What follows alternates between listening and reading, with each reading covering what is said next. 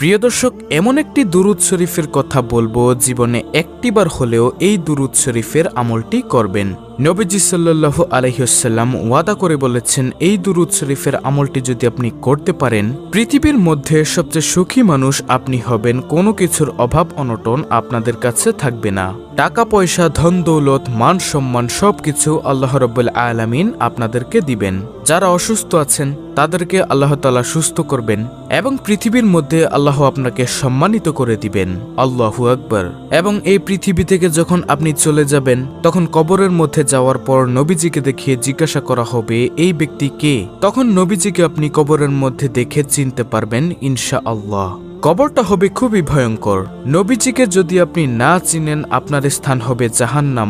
আর আপনি এই দুরূদ শরীফের আমলটা যদি করতে পারেন, তাহলে অবশ্যই নবীজিকে কবরের মধ্যে দেখে চিনতে পারবেন এবং বলতে পারবেন, ইনিই হচ্ছে আমার নবী, বিশ্বনবী, আখিরি নবী, নবী মুহাম্মদ সাল্লাল্লাহু আলাইহি ওয়াসাল্লাম।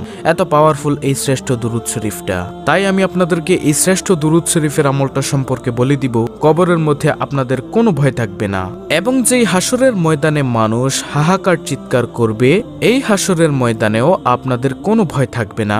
এবং হাসরের ময়দানে আল্লাহ রাব্বুল আলামিন আপনার হিসাবটা একেবারে সহজভাবে নিবে, এই দুরূদ শরীফটা যদি আপনি পাঠ করতে পারেন, দুরূদ শরীফের আমল করতে পারেন। কিন্তু প্রিয় দর্শক, একটি শর্ত হলো, শুধু দুরূদ পাঠ করলেই হবে না, পাশাপাশি আপনাকে নবীজির সুন্নত এবং আল্লাহর ফরজ বিধানগুলো পালন করতে হবে। দেখা গেল যে আপনি নামাজ পড়লেন না, রোজা রাখলেন না, হালাল হারাম বিবেচনা করলেন না, শুধু দুরূদ পাঠ করলেন। হাসরের ময়দানে আল্লাহ রাব্বুল আলামিন আপনাকে ডাকবে। ডাকার পর আপনার চেহারার দিকে তাকাবে এবং আমলনামার দিকে তাকাবে। তাকিয়ে আল্লাহ রাব্বুল আলামিন বলবে, যাও বান্দা, তোমাকে আমি ক্ষমা করে দিলাম। তখন আর কোনো প্রশ্ন করবেন না। এই দুরূদের উসিলায় আপনি বিনা হিসেবে হাসতে হাসতে জান্নাতের মধ্যে প্রবেশ করতে পারবেন ইনশাআল্লাহ, যদি আল্লাহ দয়া দেন। তাই আমি আপনাদেরকে অনুরোধ করে বলবো, অবশ্যই দুরূদ শরীফের আমল করবেন। যে কোনো দুরূদ শরীফ পড়লেই তো লাভ, কিন্তু এই দুরূদ শরীফটা পড়লেই স্পেশাল লাভ। এটাই দুনিয়ার মধ্যেও আল্লাহ আপনাদেরকে সুখে রাখবে, সম্মানিত করে দিবে। যে সম্মানের জন্য সবাই পাগল, যে সুখের জন্য সবাই পাগল, কিন্তু জানে না যে নবীজির দুরূদের মধ্যে যে সুখ আছে। আল্লাহু আকবার। নবীজি ওয়াদা করে বলেছেন, এই দুরূদ শরীফটা আপনি একবার পড়বেন আর সঙ্গে সঙ্গে নবীজির রওজা পাকে ফেরেশতা আপনার নাম, আপনার বাবার নাম, আপনার ঠিকানা সহকারে নবীজির রওজা মোবারকে পৌঁছে দিবে। এবং সঙ্গে সঙ্গে আপনার মর্যাদা আল্লাহ তাআলা 10 গুণ বৃদ্ধি করে দিবেন। এবং সঙ্গে সঙ্গে 10টি রহমত আপনার উপরে নাজিল হবে এবং 10টি গুনাহ আপনার ক্ষমা হয়ে যাবে এবং 10টি নেকি আল্লাহ তাআলা আপনাদের আমলনামার মধ্যে দিয়ে দিবেন। তাই আমি আপনাদেরকে বলবো, নবীজির দুরূদ আপনারা বেশি বেশি পড়বেন। আমি স্ক্রিনের মধ্যে বাংলাতে এই ছোট্ট দুরূদ শরীফটা লিখে দিব। ইনশাআল্লাহ আপনারা এই দুরূদ শরীফটা প্রতিদিন সকালে 100 বার পড়বেন। যদি দিনে পড়তে না পারেন তাহলে রাতে হলেও পড়বেন। আর পড়তে মনে না থাকলে কোনো সমস্যা নেই, যখনই মনে হবে তখনই আপনি এই দুরূদ শরীফের আমলটি করবেন। ছোট্ট একটি ঘটনা আমি আপনাদেরকে বলবো, দুরূদ শরীফের যে কি পাওয়ার। তারপরে আমি আপনাদেরকে স্ক্রিনের মধ্যে বাংলাতে দুরূদ শরীফটা লিখে দিব। ছোট্ট এই দুরূদটি আপনাদেরকে শিখিয়ে দিব ইনশাআল্লাহ। তো ঘটনাটি হলো, একজন বালক যুবক হজের মধ্যে গিয়ে তিনি সব জায়গার মধ্যে শুধু দুরূদ শরীফ পড়ছেন। বড় একজন আলেম হযরত নোমান শিবলি রাহমাতুল্লাহি আলাইহি তিনি বলল, হে বালক, তুমি সব জায়গার মধ্যে দুরূদ শরীফ পড়ছো, হজের মধ্যে অন্যান্য দোয়াগুলি আছে, তুমি কি সেই দোয়াগুলো পারো না? সে বালক বলল, হুজুর আমি সব দোয়া পারি, তারপরও আমি দুরূদ শরীফ পড়ি। হুজুর বলল, কেন পড়ো বালক, আমাকে বলো। তখন সে বালকটি বলল, হুজুর আপনি তো জামানার সবচেয়ে বড় আলেম এবং ভালো লোক, এজন্য আপনার কাছে বলছি, আমি দুরূদ শরীফের যে পাওয়ার, যে শক্তি দেখেছি, অন্য কোনো কিছুর মধ্যে আমি এত শক্তি, এত পাওয়ার দেখিনি। তখন সেই বালকটিকে হুজুর বলল, আচ্ছা বলো তো দেখি, দুরূদ শরীফের মধ্যে তুমি কেমন শক্তি, কেমন পাওয়ার দেখেছ? তিনি বলল, অর্থাৎ সেই বালকটি বলল, আমার বাবার সঙ্গে আমি হজের মৌসুমের সময় কাফেলার সঙ্গে আমরা হজ করতে আসতেছিলাম। আসার সময় পথিমধ্যে আমার বাবা হঠাৎ করে অসুস্থ হয়ে গেল। অসুস্থ হয়ে যাওয়ার পর আমাদের যাত্রা বিরতি করলো। সেখানে আমরা অবস্থান করলাম আমার আব্বু অসুস্থ দেখে। তো আমার আব্বু অসুস্থ দিনের দিন এবং সময় সময় বাড়তেই আছে। এজন্য আমাদের কাফেলার মধ্যে আমাদের সঙ্গে যারা ছিল, এক দলের মধ্যে তারা বলল, হে বালক, তুমি তোমার আব্বুর খেদমত করো, সুস্থ হলে তুমি রাস্তা দিয়ে চলে চলে এসো, আমরা চলে যাই মক্কাতে হজ করার জন্য, তোমরা আস্তে আস্তে আসো। তখন সে বালক বলল, আমাদের কাফেলার লোকগণ সবগুলো চলে গেল এবং আমি আমার আব্বুর খেদমত করছিলাম। হঠাৎ করে আমার আব্বুর অসুস্থ আরো বেড়ে যায় এবং হঠাৎ করে দুনিয়া থেকে বিদায় নিয়ে চলে যায়, মারা যায়। তারপর আমি দেখলাম হুজুর, আমার বাবার চেহারাটা কালো কুচকুচে হয়ে গিয়েছে, বিগড়ে গিয়েছে, খারাপ হয়ে গিয়েছে। আমি দুশ্চিন্তায় পড়ে গেলাম, হায়রে, এমন একটি জায়গার মধ্যে, মরুভূমির মধ্যে আমার আব্বুর এই অবস্থা, আশেপাশে কোনো মানুষও নেই। যদি কোনো মানুষ দূর থেকে এসে দেখে আমার আব্বুকে এভাবে খারাপ চেহারা হয়ে গেছে, বিকৃত কালো হয়ে গেছে চেহারাটা, তখন মানুষ কি মনে করবে? তখন তিনি অর্থাৎ বালকটি কান্না করতে করতে বাবার চেহারার মধ্যে কাপড়টা দিয়ে ঘুরে কান্না করতে করতে সেই জায়গার মধ্যেই মনের অজান্তে ঘুমিয়ে গেছে। তিনি বললেন, অর্থাৎ বালকটি বলল, আমি ঘুমের মধ্যে দেখলাম একজন সাদা জুব্বার সাদা পাগড়ি পরে আমার আব্বুর কাছে আসলো।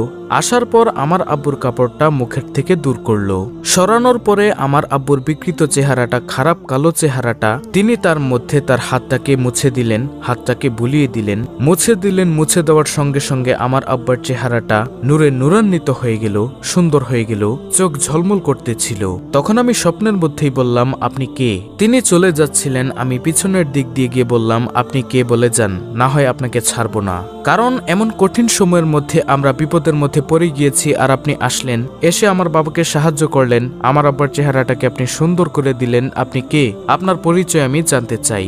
তখন তিনি বললেন, অর্থাৎ ওই সাদা জুব্বা পাগড়ি পরা তিনি বললেন, আমি আর কেউই নই, আমি হলাম বিশ্বনবী, আখিরি নবী মুহাম্মদ সাল্লাল্লাহু আলাইহি ওয়াসাল্লাম। সুবহানাল্লাহ। তখন তিনি বললেন, আপনি কেন এসেছেন ইয়া রাসূলুল্লাহ সাল্লাল্লাহু আলাইহি ওয়াসাল্লাম? আপনি নিজে চলে এসেছেন কেন? আল্লাহর রাসূল তখন বললেন স্বপ্নের মধ্যে, তোমার বাবা দৈনিক দিনে 100 বার দুরূদ শরীফ পড়ে, রাতে 100 বার দুরূদ শরীফ পড়ে। আজকের দিনেরটা আমি পেয়েছি, কিন্তু রাতেরটা পাই না। ফেরেশতাদেরকে জিজ্ঞাসা করলাম। ফেরেশতা তখন বলল, আপনার সেই আশেক, আপনার ভক্ত যে দুরূদ শরীফ পাঠ করে, আপনার উম্মত সে তো খুব বিপদের মধ্যে আছে, দুনিয়ার মধ্যে ভালো আমল করে না, এজন্য চেহারাটা পাল্টে গিয়েছিল, বিগড়ে গিয়েছিল, এজন্য রাতের দুরূদটা সে পাঠাতে পারে না। এজন্য আপনার আব্বু বিপদের মধ্যে পড়ে গিয়েছে, আমলে তেমন ভালো ছিল না, তারপরও দুরূদ শরীফটা পড়তে কখনো ভুলেনি। তার জন্য আমি রওজা থেকে চলে এসেছি, আমার প্রিয়কে, আমার আশেককে উপকার করার জন্য, সাহায্য সহযোগিতা করার জন্য। সুবহানাল্লাহ। তারপরে আল্লাহর রাসূল সাল্লাল্লাহু আলাইহি ওয়াসাল্লাম চলে গেলেন।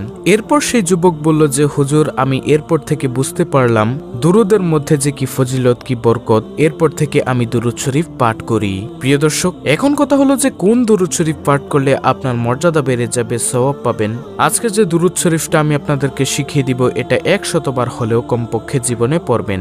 যদি পারেন প্রতিদিন পড়বেন, যদি না পারেন আপনার যখনই মনে চাইবে তখনই এই দুরূদ শরীফটা পড়বেন। প্রিয় দর্শক, আর সেই দুরূদ শরীফটা হলো, আল্লাহুম্মা সাল্লি আলা মুহাম্মদ কুল্লামা যাকারাহু যাকিরুন ওয়া কুল্লামা গাফালা আন যিকরিহিল গাফিলুন।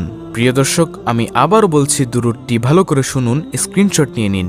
আল্লাহুম্মা সাল্লি আলা মুহাম্মদ কুল্লামা যাকারাহু যাকিরুন ওয়া কুল্লামা গাফালা আন যিকরিহিল গাফিলুন।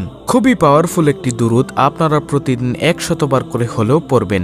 যে কোনো সময় মনে চাইলে এই দুরূদটি পাঠ করবেন। টাকা পয়সা, ধন সম্পদ আপনার চতুর্দিক থেকে আল্লাহ রাব্বুল আলামিন আপনাকে দিয়ে দিবেন ইনশাআল্লাহ। অত্যন্ত গুরুত্বপূর্ণ একটি ভিডিওটি ভালো লাগলে অবশ্যই চ্যানেলটিকে সাবস্ক্রাইব করে পাশে থাকা বেল বাটন অল বাজিয়ে দিবেন। ভিডিওটিতে একটি লাইক দিবেন এবং কমেন্টে আমিন লিখবেন এবং অন্য মুসলিম ভাই বোনদের কাছে ভিডিওটি শেয়ার করে দিবেন, যেন তারাও আজকের ভিডিওটি দেখে এই দুরূদের আমলটি শিখে করতে পারে। আল্লাহ রাব্বুল আলামিন আমাদের সকলকে এই দুরূদের আমল নিয়মিত করার তৌফিক দান করুন। আমিন।